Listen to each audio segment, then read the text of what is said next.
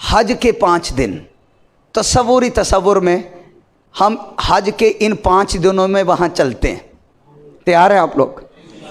تصور میں جانے کو پابندی تھوڑی ہے، نہ قرآن کے خلاف ہے نہ حدیث کے خلاف ہے، بلکہ یہ جس سے محبت ہوتی ہے تصور میں اسی کی طرف جایا جاتا ہے، اور جسے پیار کیا جاتا ہے اس کا کثرت سے ذکر کیا جاتا ہے. حج کے 5 دن 8 ذوالحجہ، تو آپ تھوڑا سا ساتھ دہرائیے گا بھی تاکہ نوجوان بیٹھے ان کو چیزیں یاد ہو جائیں. حج کے 5 دن جن میں حج کیا جاتا ہے: 8 ذوالحجہ، 9 ذوالحجہ، 10 ذوالحجہ، 11 ذوالحجہ اور 12 ذوالحجہ. کچھ تفصیلات بھی ہوتی ہیں، میں ان میں نہیں جاؤں گا، جسٹ اختصار کے ساتھ 5 دنوں کو ذکر کروں گا.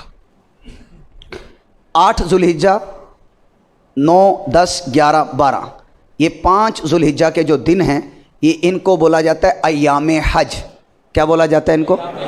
تو ہم تصور کرتے ہیں کہ ہم مکہ مکرمہ میں اپنے ہوٹل میں ہیں اور صدا آئی حج کا احرام باندھو. 8 کو، بعض اوقات 7 کو ہی رات کو باندھ لیتے ہیں.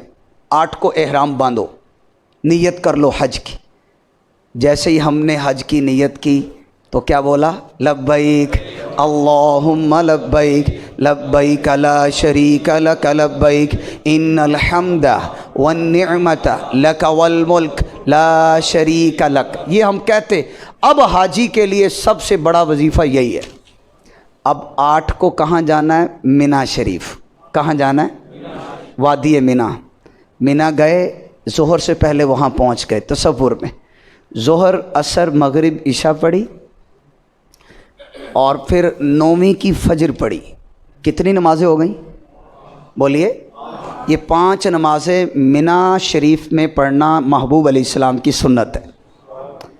تصور میں اب 9ویں کی فجر پڑھ چکے ہم مینا میں. اب اگلا دن آ گیا 9 ذوالحجہ. اگلے دن 9ویں کی فجر مینا میں پڑھ کر ہم انشاءاللہ جائیں گے میدان عرفات. عرفات کے میدان میں پہنچے، ایسا زبردست عاشقان رسول مسلمانوں کا ٹھاٹھے مارتا سمندر ہی سمندر. عاشقان رسول آئے رب کی بارگاہ میں، وہاں پہنچ گئے ظہر سے کچھ دیر پہلے. اب ہم نے چونکہ اگر امام کے اندر امامت کی شرائط پائے جائیں، جس کو امام الاعظم کہا جاتا ہے، تو پھر ظہر اور عصر کو ملا کے ظہر کے وقت میں پڑھا جاتا ہے. کب؟ جب امام شرطوں والا ہو. فی الحال امام میں شرائط نہیں پائی جاتی تو ہم ظہر کو اپنے وقت میں اپنے خیمے میں پڑھیں گے، ظہر کے وقت میں، اور عصر کو عصر کے وقت میں اپنے خیمے میں پڑھیں گے. کیوں پڑھیں گے؟ اس لیے پڑھیں گے کہ امام شرائط والا نہیں ہے. اس کی آگے تفاصیل ہیں کیوں نہیں ہے، وہ ڈیٹیل عرض کرنے کی ابھی حاجت نہیں ہے. اچھا، یہ پڑھ لی. پھر ہم دعائیں کرتے جا رہے ہیں جبل رحمت کے سائے میں. دعائیں ہو رہی ہیں یہاں تک کہ سورج غروب ہو گیا. اب سورج غروب ہوا پر وہاں مغرب نہیں پڑھنی. مغرب اب رات کون سی شروع ہو گئی ہے؟ 10ویں رات شروع ہو گئی. وہاں مغرب نہیں پڑھنی. وہاں سے انشاءاللہ ہم جائیں گے مزدلفہ. کہاں جائیں گے؟ میدان مزدلفہ، وقوف مزدلفہ کرنے. وہاں جائیں گے. یہاں مغرب نہیں پڑھنی پر مغرب کا ٹائم یہاں ہونا ضروری ہے، یہ واجب ہوتا ہے. وہاں مغرب یہاں نہیں پڑھی، نکل گئے عرفات، مزدلفہ پہنچے. اب مزدلفہ میں رات گزارنا سنت ہے. وہاں پہ جب ہم نے رات گزاری اور صبح فجر ادا کی، اب دن کون سا آ گیا؟ بولیے. 10ویں کا. اب دن کون سا آ گیا؟ جب فجر پڑھ لی نا تو وہ مزدلفہ کے وقوف والا واجب ہمارا ادا ہو گیا. وہاں پہ ہم نے فجر پڑھ لی، 10ویں کی فجر. جیسے ہی فجر پڑھی اور وہیں پر شیطان کو مارنے کے لیے اب کنکریاں چنیں گے. کہاں سے؟ مزدلفہ سے. ایک اچھی سی بوتل لے کر کنکریاں اکٹھی کرنی. اب کتنی کرنی ہے اس کی تفصیل پہلے سن لیتے ہیں، کیونکہ یہاں سے مزدلفہ سے فجر پڑھنے کے بعد ہم نے کہاں جانا ہے انشاءاللہ؟ مینا شریف. کہاں جانا ہے؟ مینا شریف. پہلے دن بڑے شیطان کو صرف کنکری ماری جاتی ہے. کون سے شیطان کو؟ اس کو بولتے جمرۃ العقبہ. کیا بولتے ہیں اس کو؟ بڑے شیطان کو صرف کنکری مارنی پہلے دن. پہلے دن کا مطلب 10 ذوالحجہ.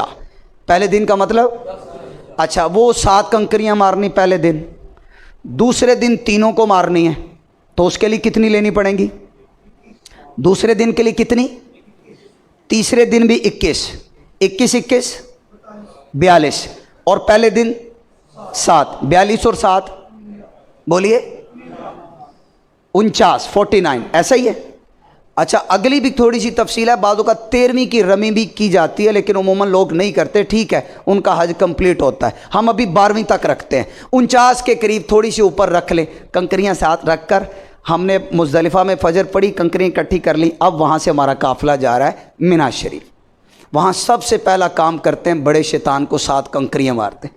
کنکری کا سائز یہ پورے کے برابر ہونا چاہیے، کوئی جوتا نہیں مارنا، بڑے بڑے پتھر نہیں مارنے، یہ سنت نہیں ہے۔ اتنے اس کے کچھ لوگ مذاق کرتے ہیں وہاں پہ جا کے، یہ اچھی بات نہیں ہے۔ اس پورے کے برابر جتنا بندے کا عام پورا ہوتا ہے نا یہ والا، اس سائز کی کنکریاں لے کر وہ مارنی۔ اس کے بعد جو دوسرا کام کرنا ہے وہ بڑا امپورٹنٹ ہے۔ 10 تاریخ ہے، پہلا کیا کیا؟ شیطان کو کنکریاں مار دی۔ دوسرا کیا ہم کریں گے؟ قربانی کریں گے۔ کیا کریں گے؟ یہاں بڑی امپورٹنٹ بات ہے، قربانی کرنے کے بعد حلق کروایا جاتا ہے، ٹنڈ کروائی جاتی ہے، حلق، ٹھیک ہے؟ لیکن ایک بات یاد رکھیے گا، قربانی کا پہلے ہونا اور حلق کا بعد میں ہونا واجب ہے، بلکہ تینوں چیزوں میں، کنکری پہلے مارنا، پھر قربانی، پھر حلق، یہ ترتیب بھی واجب ہے، ترتیب بھی۔ کسی نے اوپر نیچے کر دیا نا، واجب چھوٹ گیا، دم لازم آ جائے گا۔ ڈیٹیل نہیں عرض کرتے، آگے چلتے۔ چوتھا کام ہم نے 10 تاریخ کو کرنا ہے، طواف زیارہ کرنا ہے۔ کیا کرنا ہے؟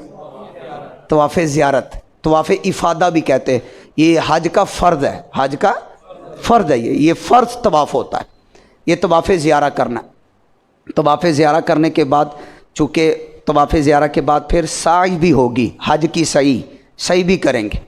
طواف زیارہ اگر کوئی 10 کو نہیں کر سکا تو 11 کو بھی کر سکتا ہے، 11 کو نہیں کر سکا تو 12 کو غروب آفتاب سے پہلے تک کر سکتا ہے، لیکن افضل کیا ہے؟ 10 کو کرنا، افضل کیا ہے؟ تو 10 ذوالحجہ کو ہم نے 4 کام کیے، شیطان کو کنکری مار دی، قربانی کر دی، الگ کروا دیا، طواف زیارہ۔ اب واپس مینا میں آنا ہے، طواف زیارہ کر کے ہوٹل میں نہیں سونا، مینا میں آنا سنت ہے۔ 11 کا دن آ گیا، 11 کو کتنے شیطانوں کو کنکریاں مارنی؟ جمرۃ الاولیٰ، وسطیٰ، عقبہ، چھوٹے کو، درمیانے کو، بڑے کو۔ 12 کو کیا کرنا ہے؟ چھوٹے کو، درمیانے کو، بڑے کو۔ کتنے دن پورے ہو گئے ہمارے؟ بولیے، نہیں دن کتنے ہو گئے پورے؟ 8 بھی ہو گیا، 9ویں بھی، 10ویں بھی، 11ویں بھی، 12ویں بھی۔ یہ آپ کا حج مکمل ہو گیا۔ اور آخر میں جب پاک ہو گئے نا، کیونکہ جب بندہ وقوف عرفات کرتا ہے تو رب اپنے سارے حقوق معاف کر دیتا ہے، اور جب مزدلفہ کا وقوف کرتا ہے تو رب بندوں کے حقوق بھی معاف کر دیتا ہے۔